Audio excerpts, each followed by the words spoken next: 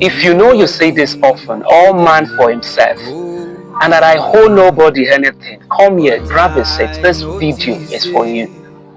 You see, change happens so fast that sometimes, and even most times, it is lost on us, which account for why we assume that these transformations and changes we see around us today have always been with us.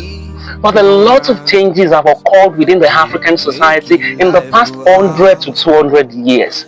One of those changes, which is of course very terrifying, is a swift change from communalism to individualism.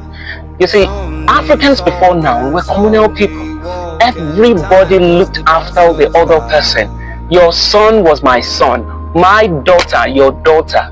Which is why the Yoruba people say something along the lines of Oju meji ni bimo igba oju ni wo.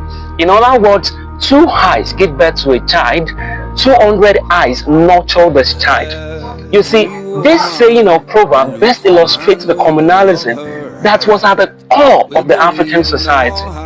But in a bid not to paint a romantic picture of the old Africa, it is very important to let you know that there were of course anomalies in these African societies. Brothers killed brothers.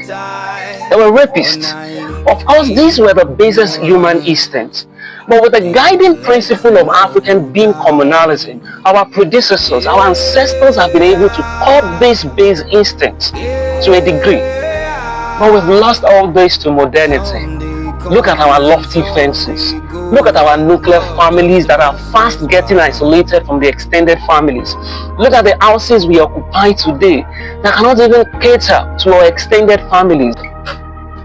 The consequence of this is that the more we withdraw to ourselves, the less we care about the welfare of others.